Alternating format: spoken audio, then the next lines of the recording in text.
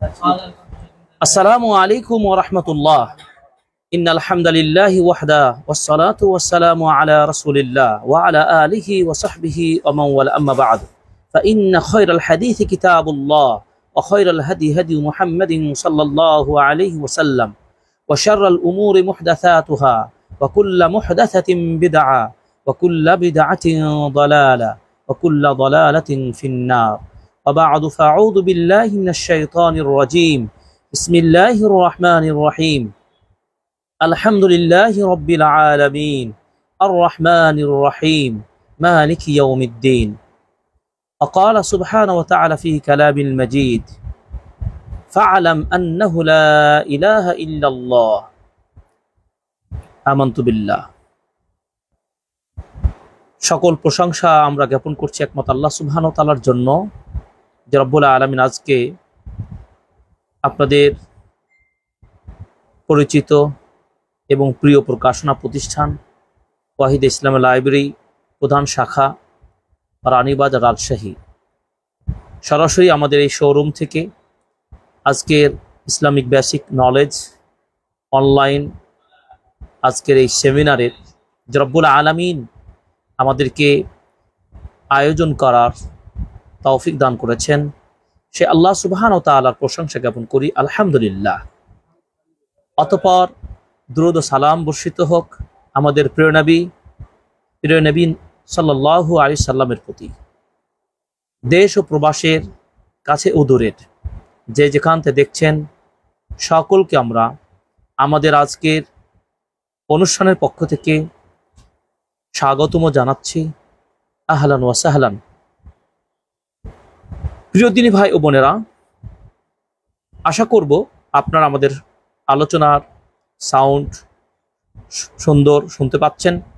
Comment করে জানাবেন এবং আলোচনাটুকু আপনারা অবশ্যই শেয়ার করে অন্যকে জানিয়ে দেবেন ইনশাআল্লাহ বিইজনিল্লাহ। আরেকটি কথা মনে রাখবেন, আমাদের পুরো আলোচনার উপরে কুইজ সেশন থাকবে।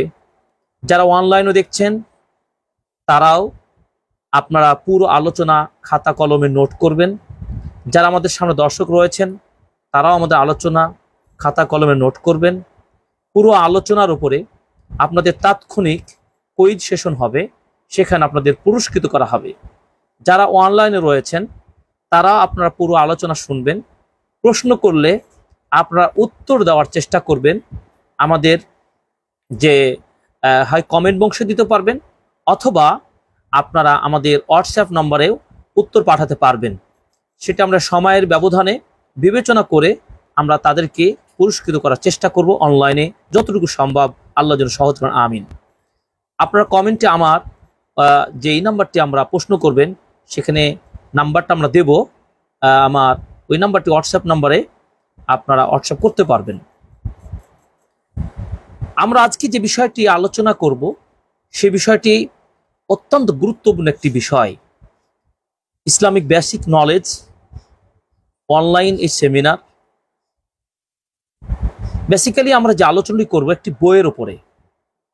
সে বইটি আপনারা দেখতে পাচ্ছেন আমার হাতে, আসইলা ওয়া আসবিবা লিসসিগার ওয়ালা ইস্তাগনা আনহাল কিবার, অর্থাৎ প্রশ্নোত্তরের দিন শিখি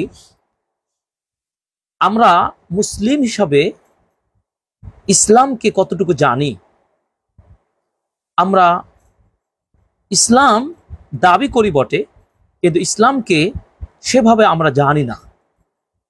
এজন্য আমরা একটি বইয়ের মাধ্যমে মুসলিম সমাজে বিশেষ করে আমরা দ্বীনি জ্ঞানের যে বেসিক যে ভিত্তিগত যে বিষয়গুলো জানা দরকার, আমরা আরবি থেকে এই বইটি অনুবাদ করেছি আলহামদুলিল্লাহ। এখানে প্রায় শতাধিক প্রশ্ন রয়েছে। সেই প্রশ্নগুলো আপনি পাবেন আকিদা, সিরা, হাদিস, আমল এবং ফিকহ এর গুরুত্বপূর্ণ মানব জীবনে অতীব প্রয়োজনীয় বিষয়গুলো নিয়ে আলোচনা করা হয়েছে। অতএব আমরা আলোচনার মধ্য দিয়ে খুব সংক্ষিপ্তভাবে এই বইটি সারমর্ম তুলে ধরার চেষ্টা করব এবং যারা আমরা দেখছি দর্শক আমরা এই বইটি পরবর্তীতে সম্ভব হলে আমরা সংগ্রহ করে নেব ইনশাআল্লাহ বিইজনিল্লাহ। দেখুন, আমরা জ্ঞান অর্জন করব কেন? এক কথায় উত্তর, জাহালাত, অজ্ঞতা, আমাদের অন্ধত্ব, অজানাকে দূর করে কোনো বিষয়ে জানার জন্য, অর্থাৎ যেটা জানা নেই সেটা আমরা জেনে নেব। এবং এই জেনে নেওয়ার বিষয়টি এতটা গুরুত্বপূর্ণ যে আমল করার আগে আপনাকে জানা জরুরি। কোনো বিষয়ে আমল করবেন, কিছু বলবেন, তার আগেই সেই বিষয় আপনি আগে জেনে নেবেন। আমি মুসলিম,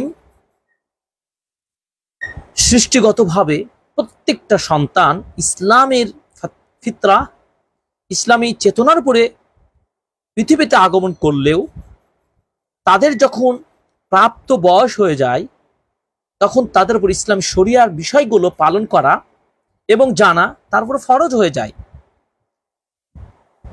এজন্য আমরা উত্তরাধিকারী সূত্রে বলতে পারি মুসলিম, কিন্তু একজন মুসলিম ব্যক্তির জন্য যা করণীয় সে বিষয়গুলো কিন্তু আমরা কিছু কিছু জানি পারিবারিকভাবে, সামাজিকভাবে এবং মসজিদে মক্তবে কিছু যাতায়াত করার মাধ্যমে কিছুটা জানি, কিন্তু সঠিক তত্ত্বভিত্তিক আমরা জানি না।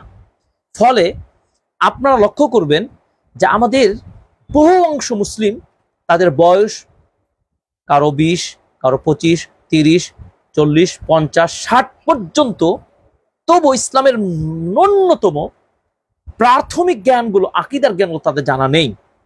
এটি কি বড় দুঃখজনক নয়? তিনি যতই বড় শিক্ষিত হোক না কেন, তিনি তার সাবজেক্টে অনেক ট্যালেন্টেড, ভালো কিছু কর্মজীবন তার নিকটে, বাট তিনি কিন্তু ইসলামের বিষয়গুলো সেভাবে কখনো চিন্তা করে নাই। এই জন্য আমরা চাচ্ছি প্রত্যেকটা ঘরে বাবা মা আগে জ্ঞান অর্জন করবে।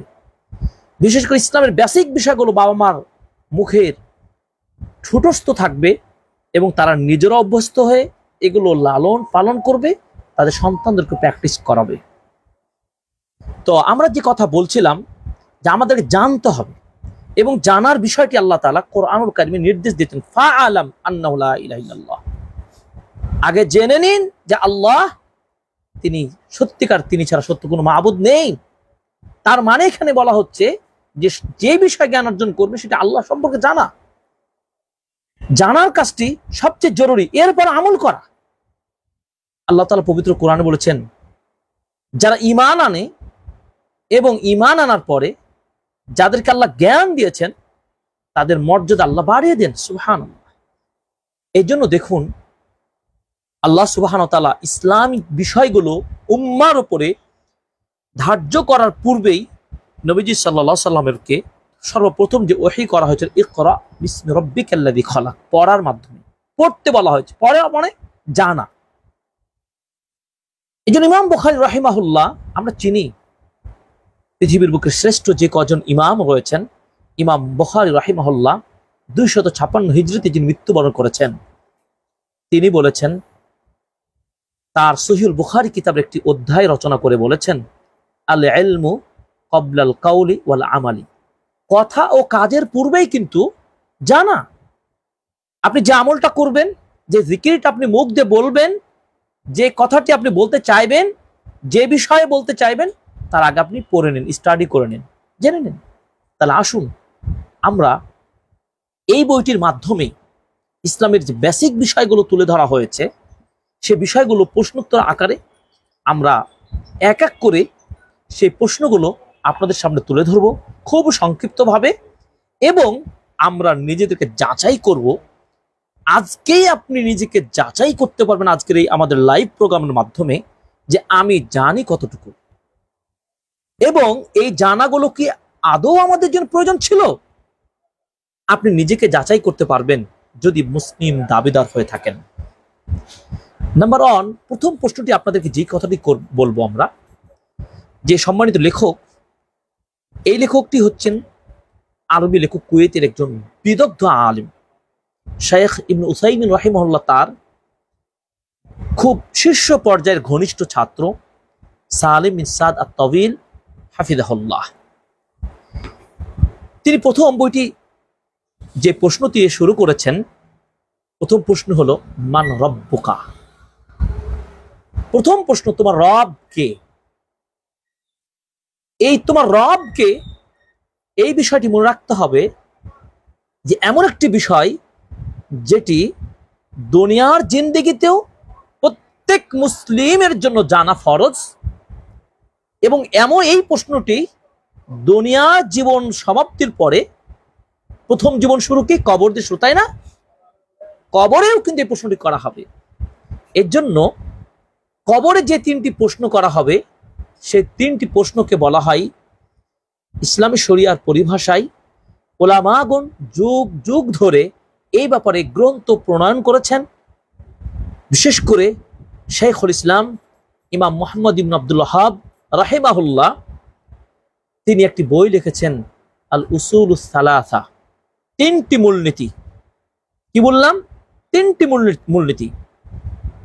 এই তিনটি মূলনীতি সেই এমন তিনটি মূলনীতি যেটি আপনাকে দুনিয়ার জিন্দেগিতে জানাটা কি আবশ্যক, এবং এই তিনটি মূলনীতি নিয়েই কিন্তু কবর আল্লাহ প্রশ্ন করবেন। তাহলে প্রথম প্রশ্নটি কত জরুরি? অবশ্যই জরুরি। একটি কথা মনে রাখতে হবে যে মানবীয় জীবনে চারটি বিষয়ের মাসআলা বা বিধান জানা ওয়াজিব। এটি কে বলেছেন? ইমাম মুহাম্মদ ইবনে আব্দুল ওয়াহাব রাহিমাহুল্লাহ, তিনি বলেছেন যে ইলাম, তুমি জেনে রাখো, তুমি জেনে নাও, চারটি বিষয়, চারটি মাসআলা জানা ওয়াজিব, খুব জরুরি। যারা দেখছেন আপনারা কাউন্ট করেন। নাম্বার 1, যে আগে জানা, ইলম অর্জন করতে হবে কার সম্পর্কে? আল্লাহ, তার নবী এবং ইসলাম সম্পর্কে বিল আদিল্লাহ, দলিল সহকারে। 1 নম্বর মাসআলা কি বললাম সারওয়ার সাহেব?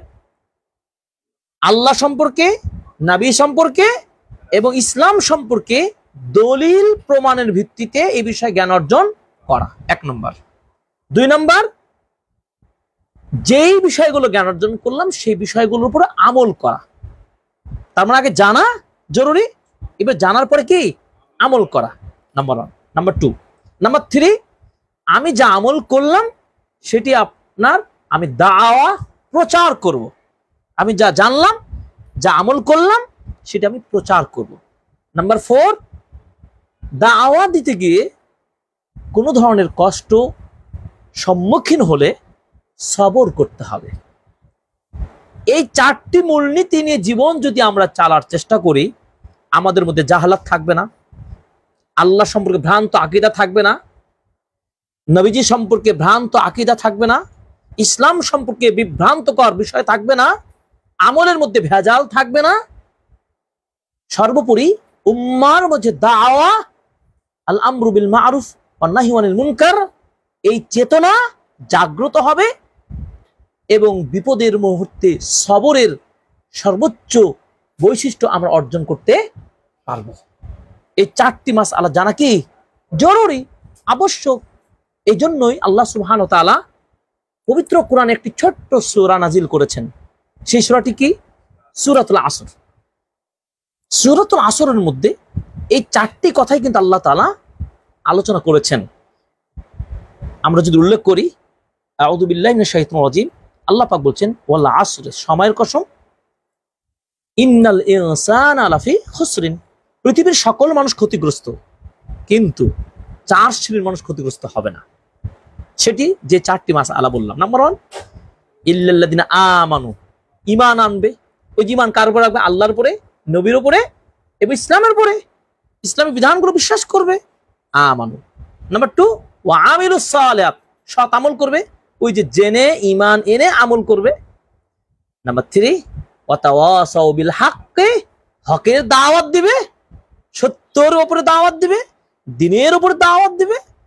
ওয়া তাওয়াসাউ বিস সাবরে, একে অপরে ধৈর্য ধারণ করবে, ধৈর্যের উপদেশ দিবে। তাহলে চারটি মাসআলার সাথে কোরআনের আয়াতের দলিলটা আমরা আজকে জেনে গেলাম। এই ছোট্ট সূরাটি এতটাই গুরুত্বপূর্ণ, ইমাম শাফিঈ রাহিমাহুল্লাহ, যিনি 150 হিজরিতে জন্মগ্রহণ করেছেন, তিনি বলেছেন কি, আল্লাহ সুবহানাহু ওয়া তাআলা যদি ছোট্ট এই সূরাটি নাজিল করে পবিত্র কোরআন খতম করে দিতেন, একটি সূরাই যদি নাজিল করে তিনি সমাপ্ত করতেন, তাহলে উম্মার জন্য একটি ছোট্ট সূরা জীবন সফল জীবন গঠনের জন্য যথেষ্ট ছিল। সুবহানাল্লাহ। আসুন তাহলে আমরা প্রথম প্রশ্ন করেছি কি, বইয়ের মধ্যে আলোচনা করেছি মান রব্বুকা, তোমার রব কে। এই রব সম্পর্কে জানার জন্য আল্লাহর নির্দেশ ফাআলাম আন্নাহু লা ইলাহা ইল্লাল্লাহ, সূরা আল ইমরান। আল্লাহ সম্পর্কে জানতে হবে। আমার রব কে? রব্বি আল্লাহ আজ্জা ওয়া জাল। আমার সন্তানদেরকে আমি ছোট্ট কালে যে কালেমা দা শুরু করব, আমার বাচ্চা যেদিনই কথা বলা শিখবে, যারা আমাদের পরিবারের অভিভাবক রয়েছেন, মা বোনেরা যারা দেখছেন শুনছেন, আপনার বাচ্চা যেদিন কথা বলা শিখবে, সালাফগণ বলছেন তিনি তার সন্তানকে যেই বাক্যটা দিয়ে মুখ দিয়ে স্পিচ তার আলোচনা শুরু করবে, সেটা হচ্ছে কালিমা লা ইলাহা ইল্লাল্লাহ দিয়ে। কি চমৎকার না! আল্লাহ ইলাহা ইল্লাল্লাহর মূলটাই হলো কি? আল্লাহ। এটা কি বলে কালিমাতুত তাওহীদ, এটা কি বলে কালিমাতুত তাইয়্যিবা, লা ইলাহা ইল্লাল্লাহ। এই লা ইলাহা ইল্লাল্লাহর প্রকৃত অর্থ, সঠিক অর্থ আমায় জানতে হবে, রব সম্পর্কে জানতে হবে। যদি বলা হয় কিভাবে তুমি তোমার রবকে চিনতে পারবে? ইব্রাহিম আলাইহিস সালাম তার রবকে তিনি খুঁজেছেন, সেই মূর্তি পুজো পরিবারে যার জন্ম, তিনিও কিন্তু এক এক করে স্রষ্টাকে খোঁজার জন্য তিনি চেষ্টা করেছেন। আল্লাহ তাকে হেদায়েত দিয়েছেন। তার ঈমানি চেতনার ফলে তাকে জাতির পিতা বলা হয়। সুবহানাল্লাহ। জাতির পিতা, মুসলিম উম্মার জাতির পিতা। এরপরে দেখুন সেই লা ইলাহা ইল্লাল্লাহর প্রকৃত অর্থ, আল্লাহ ছাড়া সত্য কোনো মাবুদ নেই। পরক্ষণে যদি আমরা প্রশ্ন করি তোমার রবকে তুমি চিনবে কিভাবে, এর জবাবটা কি হবে? বিআয়াতিহি ওয়া মাখলুকাতিহি, আল্লাহর নিদর্শন এবং তার সৃষ্টি। ভালো করে মনে রাখতে হবে মাহমুদ সাহেব, কিভাবে আল্লাহ সুবহানাহু ওয়া তাআলাকে চিনবো? আল্লাহর নিদর্শন আয়াত, দুই তার সৃষ্টি। যদি বলা হলো আল্লাহ আয়াত কোনগুলো, নিদর্শন কোনগুলো, উত্তর কি হবে ইফতা সাহেব? আল্লাহ নিদর্শন নো। এই জায়গাগুলো নলেজ আমার থাকতে হবে। সূর্য, চন্দ্র, নক্ষত্র, চাঁদ, এগুলো আল্লাহর হচ্ছে নিদর্শন।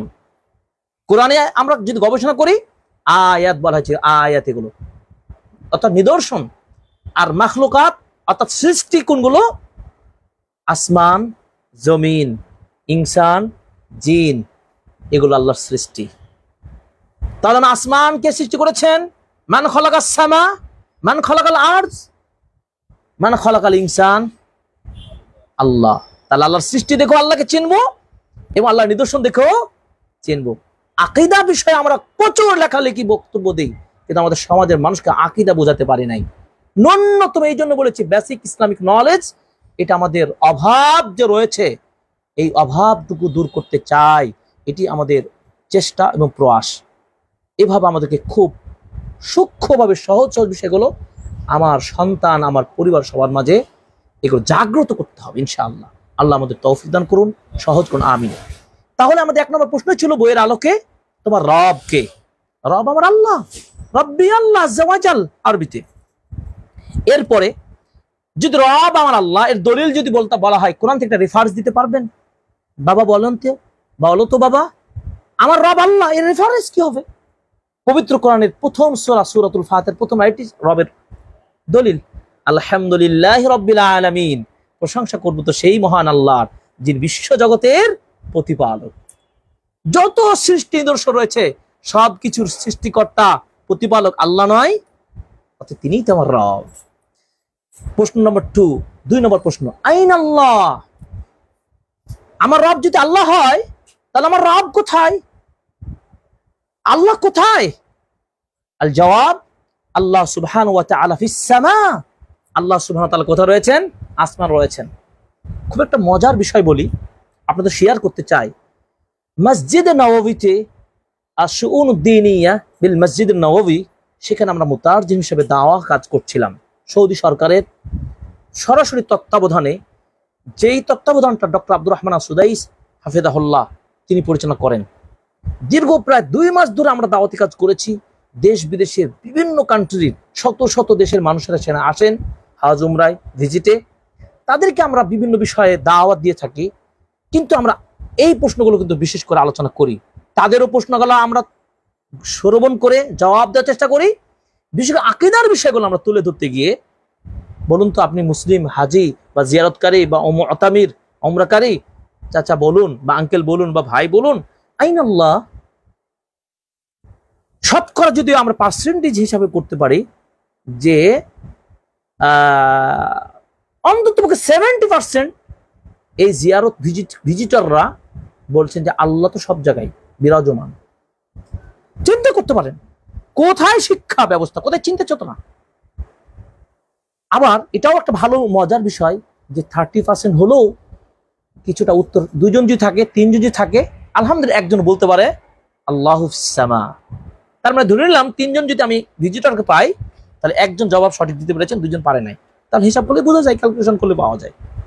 তো আমাদের জানার যে অভাব, আল্লাহ কোথায়, এরপরে তাকে যখন একটি একটি করে বোঝাতে শুরু করি, আলহামদুলিল্লাহ যথেষ্ট তারা বোঝার, মানুষের বোঝার চেতনা বৃদ্ধি পেয়েছে আলহামদুলিল্লাহ। কিছু কিছু শ্রেণীর মানুষ বুঝতে চায় না। তা আল্লাহ সুবহানাহু ওয়া তাআলা কোথায় রয়েছেন? আসমানে। এর দলিল কোথায়? মনে রাখতে হবে। আমার প্রত্যেকটা কথাই কিন্তু আমাদের আজকের কুইজের অংশগ্রহণ করতে হবে এবং প্রশ্ন হতে পারে। কোরআনের একাধিক দলিল রয়েছে, মনে রাখবেন। কোরআনের কি একাধিক দলিল রয়েছে? একটি আয়াত বলবো আমি, সূরাতুত তাহার আয়াত নম্বর 5, আর রহমানু আলাল আরশি ইস্তাওয়া। রহমান আরশে তিনি রয়েছেন এবং সেই আরশ সবাই জানে কোথায়? ফিস সামা, আসমানে। এটি কোরআনের একটি দলিল। এভাবে সূরাতুল মুলক, আনতুম ফিস সামা, স্পষ্ট দলিল সূরাতুল মুলকের। আপনি খুঁজুন, সেখানে আসমান কথা রয়েছে, তোমার রবের কথা। এভাবে আরো খুব সহজ একটা রেফারেন্স মনে রাখতে হবে। একজন দাসী নারীকে, একজন দাসী, সে নারীকে নবীজি প্রশ্ন করলেন, তুমি বলো তো আইনাল্লাহ? সেই মেয়ে সরাসরি উত্তর দিয়েছেন, আঙ্গুল তুলে বলেছেন ফিস সামা, আল্লাহু ফিস সামা। নবীজি সাল্লাল্লাহু আলাইহি ওয়াসাল্লাম তার জবাবটা শুনে এত খুশি হলেন, তিনি বললেন, আনতে মুমিনা, তুমি একটা মুমিনা নারী, সত্যি করতে তুমি তার রবকে তুমি চিনতে পেরেছ। নবীজি সাল্লাল্লাহু আলাইহি ওয়াসাল্লাম তার মনিবকে বললেন, একে আজাদ করে দাও, মুক্ত করে দাও। সুবহানাল্লাহ, কি সারপ্রাইজ! আজকে আমরা দ্বীনি বিষয়গুলোকে নলেজই মনে করি না। তুমি কিসের মুসলিম? তুমি যত বড়ই তোমার চিন্তায় চেতনায় অনেক বড় হতে পারো, কিন্তু দ্বীনের এই বিষয়গুলো যে জানার কতটা অভাব রয়েছে, একজন নারী সঠিক উত্তর দিতে পারাই নবীজি তাকে সারপ্রাইজ করলেন, কি আজাদ, মুক্ত করে দিলেন। সুবহানাল্লাহ। তাহলে আল্লাহ কোথায়? এই আকীদা আমাদের সমাজে এতটাই বিভ্রান্তির মধ্যে রয়েছে যে আল্লাহ সব জায়গায় বিরাজমান। সঠিক উত্তর কি হবে? আল্লাহ তাআলা আসমানে রয়েছেন, সত্য কথা। তো আল্লাহর ইলম, তার জ্ঞান সকল পৃথিবীর সকল জায়গায়, তার ক্ষমতা, তার নেতৃত্ব এবং তার শক্তি, তার ইলম রয়েছে। কিন্তু আল্লাহ সুবহানাহু ওয়া তাআলা সঠিক হচ্ছে তিনি আসমানে রয়েছেন, আরশে। 3 নম্বর প্রশ্ন, মা হাক্কুল্লাহি জাল্লা জালালুহু আলাল ইবাদ। আল্লাহ তাআলা যে এই মানব জাতিকে সৃষ্টি করলেন, এই বান্দাগুলোর প্রতি আল্লাহর কি হক রয়েছে, অধিকার রয়েছে? কেন আল্লাহ তাআলা এত সুঠাম দেহ দিয়ে মানুষকে সৃষ্টি করলেন? এটা কিন্তু রেফারেন্স কোরআন থেকে আমরা বলবো যে আল্লাহ তাআলা বান্দার প্রতি যে অধিকারটুকু রাখেন, সেটি হলো যে আইয়াবুদুহু ওয়ালা ইশরিকু বিশাইআ। বান্দা কেবল কি করবে?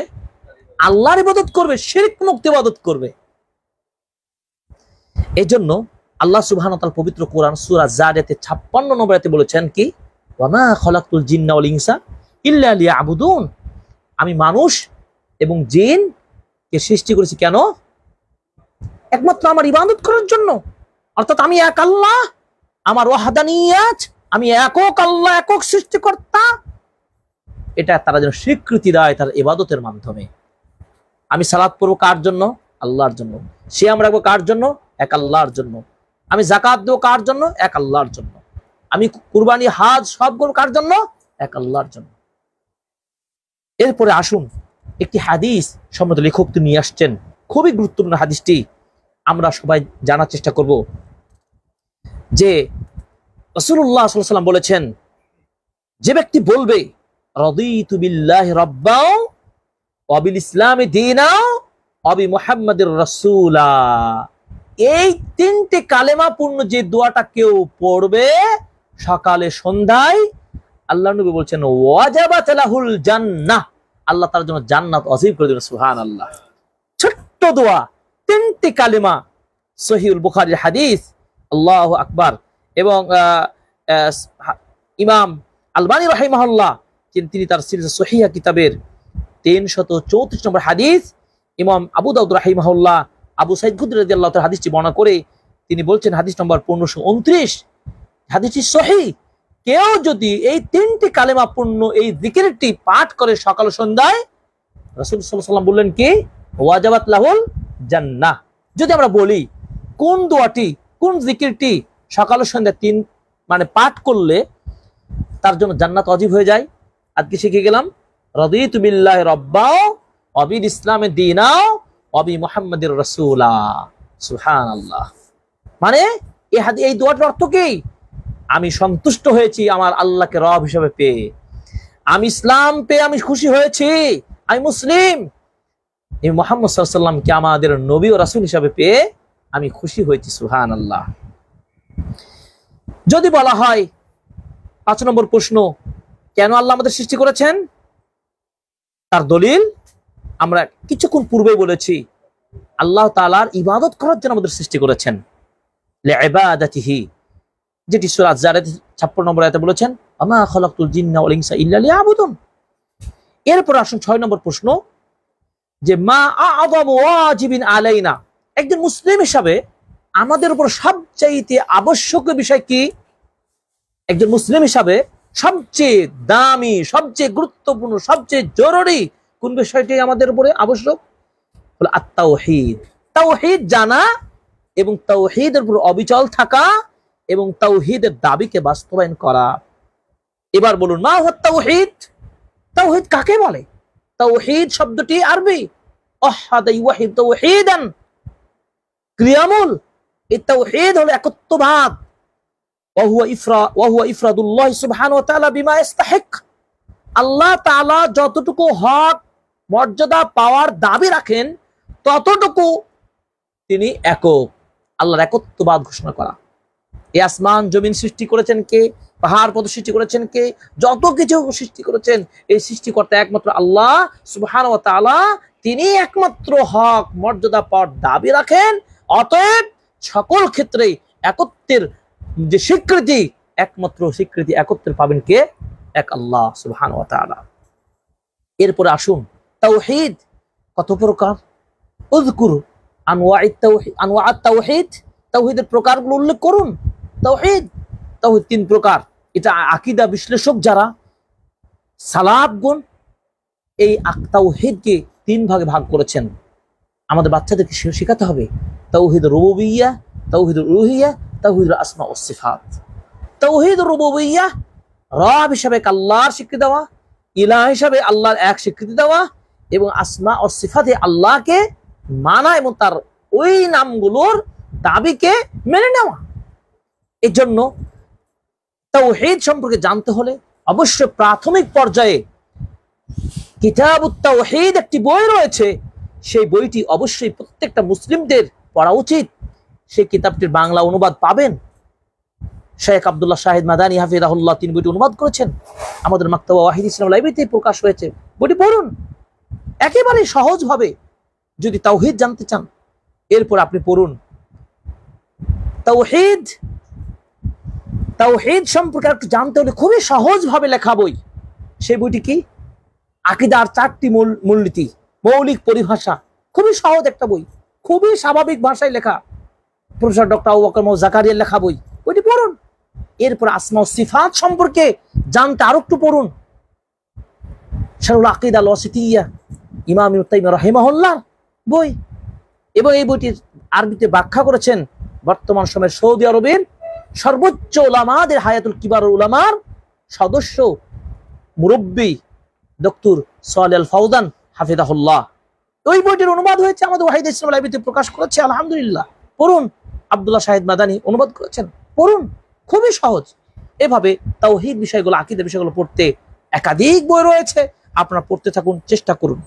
এবার আসুন, কালিমাতুত তাওহীদ, মা কালিমাতুত তাওহীদ ওয়া মা মা'নাহা, কালিমাতুত তাওহীদ কি এবং তার অর্থটা কি? কালিমাতুত তাওহীদ হিয়া লা ইলাহা ইল্লাল্লাহ। লা ইলাহা ইল্লাল্লাহ হলো কালিমাতুত তাওহীদ, তাওহীদই কালিমা হলো লা ইলাহা ইল্লাল্লাহ। এই লা ইলাহা ইল্লাল্লাহর সঠিক অর্থ যদি বলা যায়, আমাদের অধিকাংশ মানুষ জানে না। এটি লং আলোচনা। আপনারা একটি বই পড়বেন, আম্বিয়াগণের দাওয়াত। আম্বিয়াগণের দাওয়াত, প্রত্যেকটা যুগের নবীগণের একটি দাওয়াত ছিল, সেটা লা ইলাহা ইল্লাল্লাহ। এর জন্য ছোট্ট একটা বই লেখা রয়েছে, আম্বিয়াগণের দাওয়াত।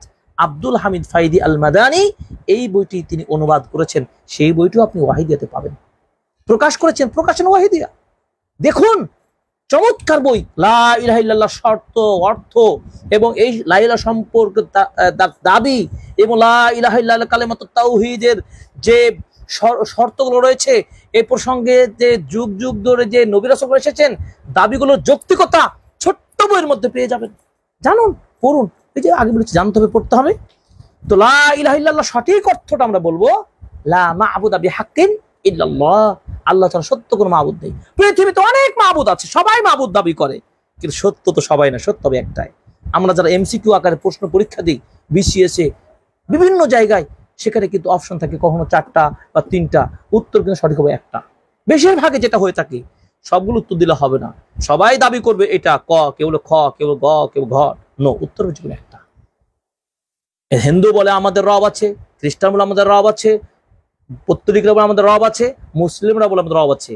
সবাই তাদের রবের কথা, ইলাহর কথা বলে, কিন্তু ইলাহ হবে একটাই সত্য। এই জন্য আল্লাহ সুবহানাহু ওয়া তাআলা পবিত্র কোরআন কি বলেছেন? যদি আসমান জমিনে আল্লাহ ছাড়া একাধিক আল্লাহ হতো, তাহলে লাফাসাদা, তাই আসমান জমিন সব ধ্বংস হয়ে যেত। আয়াত প্রমাণ করছে একজনই হবেন, তিনি হক, আল্লাহ সুবহানাহু ওয়া তাআলা। আরেকটি হাদিস আপনাকে বলতে হবে, যে হাদিসটি ইমাম বুখারী রাহিমাহুল্লাহ 1128 নম্বর হাদিস উল্লেখ করেছেন।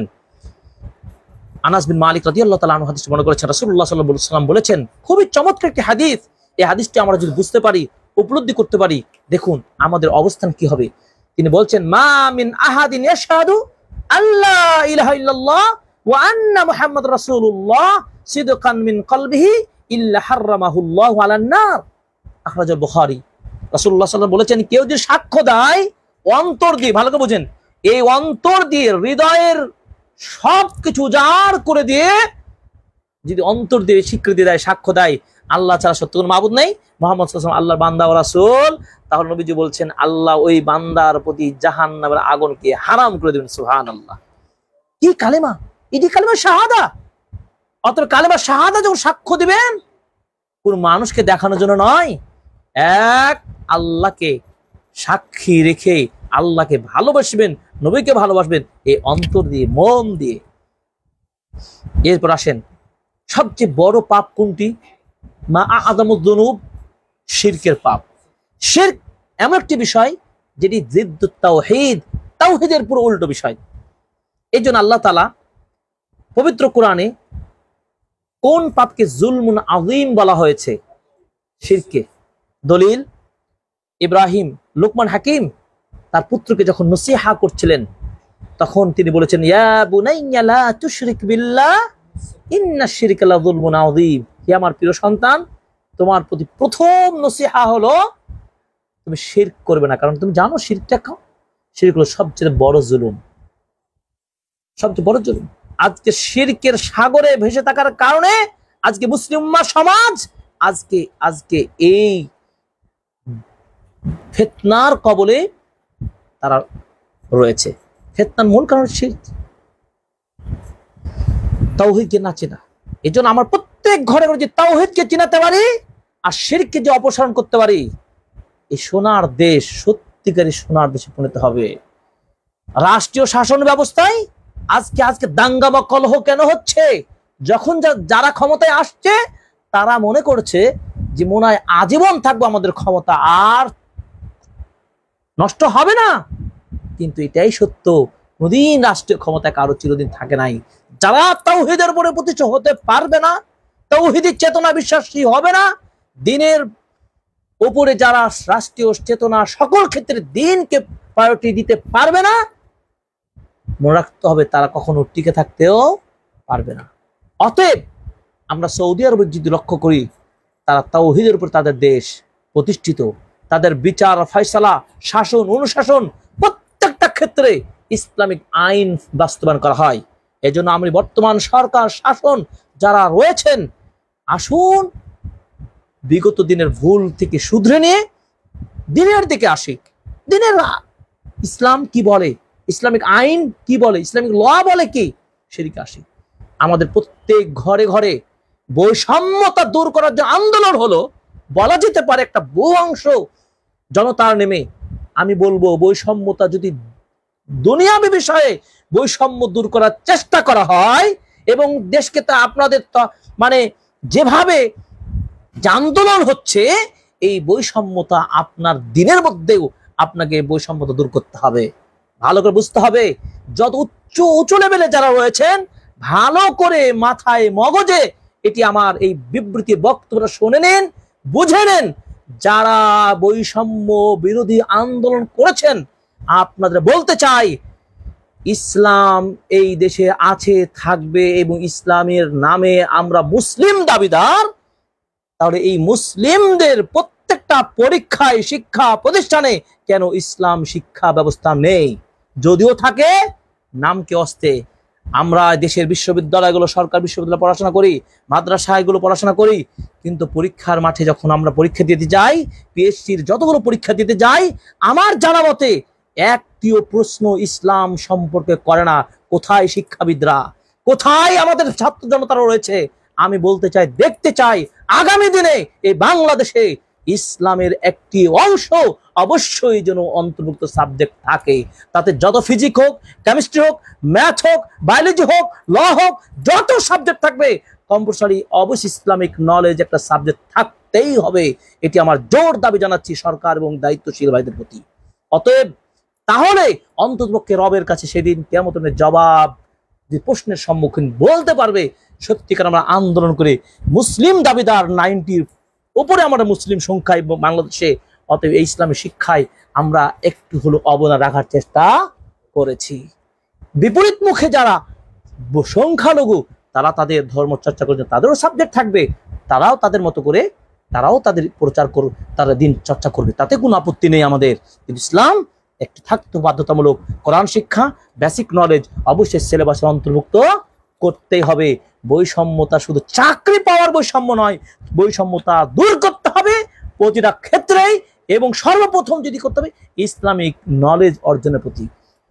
বড় দুঃখজনক, ইসলামিক স্টাডিজ, ইসলামী শিক্ষা বিশ্ববিদ্যালয়গুলো রয়েছে এবং তার বিপরীতে অ্যারাবিক লিটারেচার সাবজেক্ট রয়েছে। চাকরির বাজারে এখানেও বৈষম্যতা দূর করেছে। ইসলামিক স্টাডিজ পড়লে তারা আর লেকচারার হতে পারে না, আর ওরা পারে, আরবিরা পারে, এইটাও বৈষম্যতা। অতএব আমি শিক্ষা যারা পেশায় রয়েছেন, সব কিছু বৈষম্যতা দূর করে মানুষের অধিকার প্রতিষ্ঠা হোক, এটা আমরা চাই। আল্লাহ তুমি দেশকে রক্ষা করুন, এই দেশকে কবুল করুন, আমিন। তাহলে আমি বলতে চাচ্ছিলাম যে থিম, যে তাওহীদের উপরে যদি সমাজের মানুষকে গড়ে তুলতে পারি, শিরক থেকে মানুষ দূরে রাখতে পারি, তাহলে এই সমাজের মানুষ শান্ত হবে, এই সমাজের মানুষ দিনের উপর প্রতিষ্ঠিত হবে, তাওহীদ চিনবে, রাষ্ট্রীয় শাসন সকল ক্ষেত্রে মানুষের ইমানি চেতনা ফিরে আসবে। আল্লাহ তুমি দেশকে সেদিকে নিয়ে যাক, এই কবুল আল্লাহ যেন কবুল করেন, সহজ করেন, আমিন। 12তম প্রশ্ন হচ্ছে একটি হাদিস, ছোট্ট হাদিস। আমরা কথায় কথায় কসম কই না, কথায় কথায় শপথ করি, তোমার মায়ের কসম, তোমার বাবার কসম, অমুকের কসম। নবীজি সাল্লাল্লাহু আলাইহি ওয়াসাল্লাম বলেছেন যে শিরক চলবে না। রাসূল বলেছেন মান হালাফা বিগাইরিল্লাহ ফাকাদ কাফারা ওয়া আশরাকা। রাসূল সাল্লাল্লাহু আলাইহি ওয়াসাল্লাম বলেছেন কেউ যদি শিরক করে তাহলে রাসূল সাল্লাল্লাহু আলাইহি ওয়াসাল্লাম বলছেন যে ব্যক্তি শপথ করবে আল্লাহ ছাড়া অন্য কোনো নামে, সেটা স্ত্রী হোক, ছেলে হোক, কোন বই হোক, মসজিদ হোক, কিতাব হোক, কোরআন হোক, রাসূল বলছেন সে কুফরি করবে অথবা সে শিরক করবে। কিন্তু আমাদের সমাজে মানুষ কসম করে শপথ খায়। এটি হাদিস, খুবই সহজ হাদিস, ইমাম তিরমিজি রাহিমাহুল্লাহ হাদিসে বর্ণনা করেছেন, হাদিস নম্বর 1535 নম্বর হাদিস। এবার দেখুন, গায়েবের খবর কেউ জানে? গায়েবের খবর আল্লাহ ছাড়া কেউ জানেন? কেউ জানে না, আল্লাহ ছাড়া কেউ জানে না। কোরআনের একটি আয়াত, সূরাতুন নামলের 65 নম্বর আয়াত মনে রাখতে হবে। কোরআনের একটি আয়াত যেখানে বলে বিশুদ্ধ আকীদা, আল্লাহ ছাড়া কেউ অদৃশ্যের খবর জ্ঞান রাখেন না, সূরা নামলের 65 নম্বর আয়াত। এরপরে আসুন যে আমল কবুল হওয়ার জন্য আমাদের কয়টি শর্ত জানতে হবে। কয়টি শর্ত? প্রথমত 2টি শর্ত। এক হচ্ছে যে বিশুদ্ধ নিয়ত থাকতে হবে, যে ইবাদতই করুন না কেন প্রত্যেকটি ইবাদতের পিছনে কি থাকতে হবে? ইখলাসুন নিয়্যা, বিশুদ্ধ নিয়ত থাকতে হবে, যিনি সহিহ বুখারীর 1 নম্বর হাদিস, ইন্নামাল আমালু বিন্নিয়াত। নাম্বার 2, 2 নম্বর শর্ত কি? 2 নম্বর শর্ত হলো যে ইত্তেবাউস সুন্নাহ। এটি খুব গুরুত্বপূর্ণ, নবীর অনুসরণ করে হতে হবে। কোন পীর, ওলি, দরবেশ, হুজুর, মুরব্বী এর দেখে হবে না, নবীর হাদিসের সাথে দেখতে হবে, সুন্নাহ ভিত্তিক। আরেকটি শর্ত রয়েছে, সেটির অতিরিক্ত শর্ত, সেটি বলবো যে আমল করার জন্য হালাল রুজি খেতে হবে। হালাল রুজি যদি না হয় হজম না করে লাভ হবে? লাভ হবে। অত হালাল রুজি আমল করার শর্ত। পবিত্র কোরআনে একটি সূরা রয়েছে, যে সূরাটি 4 বার পড়লে, একবার পড়লে 1/4 সওয়াব পাওয়া যায়। কোন সূরা? সূরা কাফিরুন। পবিত্র কোরআনে একটি সূরা রয়েছে, একবার পড়লে 1/3 সওয়াব পাওয়া যায়। সহজ, আমরা পাঠ করব, তেলাওয়াত করব, পাশাপাশি সূরাগুলো সকাল সন্ধ্যা আমরা জিকির আজকার করব, পাঠ করব। এই হলো মোটামুটি আকীদার বিষয়টি আমরা আলোচনা করলাম। আলোচনা ছিল অনেক বিষয়, আমরা 1 থেকে 15টি প্রশ্ন আলোচনা করার চেষ্টা করলাম। আল্লাহ সুবহানাহু ওয়া তাআলা আজকে আমাদের হালাকা কবুল করুন। বিস্তারিত জানার জন্য আপনারা আমাদের সাথে যোগাযোগ করুন, এবং অন্তত পক্ষে এই একটি বই আপনি নিয়ে আপনার বাসায় রাখুন এবং আপনি চর্চা করুন। মিনিমাম বেসিক বিষয়গুলো একটি ছোট্ট বইয়ের মধ্যে জেনে যাবেন, প্রত্যেকটা রেফারেন্স ভিত্তিক, এবং আরবি টু আরবি, আরবি থেকে প্রশ্ন, আরবিতে উত্তর, আবার বাংলাতে প্রশ্ন, বাংলাতে উত্তর, এইভাবে সাজানো হয়েছে।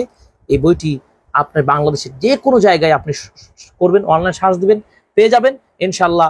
আমরা সকলকে ধন্যবাদ জানাচ্ছি, দেশ ও প্রবাসের অনলাইনে যারা যেখান থেকে আপনারা আমাদের আজকের এই অনুষ্ঠান শুনছিলেন এবং আমাদের সাথে ছিলেন, সকলকে আমরা ধন্যবাদ জানাচ্ছি। আল্লাহ তাআলার নিকট দোয়া করি আল্লাহ তাআলা যেন আমাদের এই অনুষ্ঠানটি কবুল করেন, আমিন। আমরা এই পর্যায়ে কুইজ শেষে চলে আসবো। মূল আলোচনা শেষ, একেবারে শেষ 5 মিনিটের মধ্যে আমাদের কুইজ পর্ব শেষ করব। আমাদের প্রশ্ন আপনারা উত্তর দেওয়ার জন্য প্রস্তুত থাকবেন। এখানে যারা আমাদের দর্শক রয়েছেন তারাও উত্তর দিবেন, এবং যারা অনলাইনে রয়েছেন আপনারাও সাথে সাথে কমেন্টে উত্তর দেওয়ার চেষ্টা করবেন, অথবা আমাদের হোয়াটসঅ্যাপে আপনারা বা মেসেঞ্জারে আপনারা প্রশ্ন উত্তর দিতে পারবেন। প্রথম প্রশ্ন হলো যে মৃত্যুর পরে কবরে যে প্রশ্নগুলো করা হবে সেই প্রশ্ন হলো কয়টি? 3টি, তাই না? সেই 3টি প্রশ্নকে ইসলামী আকীদার পরিভাষায় কি বলা হয়? সালাসাতুল উসুল। আর কিছু? 3টে মূলনীতি। গুড, সালাসাতুল উসুল বলা হয়, বা আল উসুলুস সালাসা, একই বিষয়, উত্তর সঠিক। এরপরে 2 নম্বর প্রশ্ন হলো যে আল্লাহ সুবহানাহু ওয়া তাআলা আছেন কোথায়? এই প্রসঙ্গে একটি রেফারেন্স বা দলিল দিতে হবে। কে পারবে? সূরা তাহা এবং সূরা মুলকের 2 জনের উত্তর সঠিক, ধন্যবাদ। এরপরে আমাদের একটি প্রশ্ন হবে যে আমল কবুল হওয়ার জন্য শর্ত 2টি, সেই 2টি শর্ত কি কি? ইখলাসুন নিয়াত, সঠিক বিশুদ্ধ নিয়ত, আরেকটি ইত্তেবাউস সুন্নাহ, রাসূল সাল্লাল্লাহু আলাইহি ওয়াসাল্লাম ভিত্তিক। মাশাআল্লাহ, চমৎকার।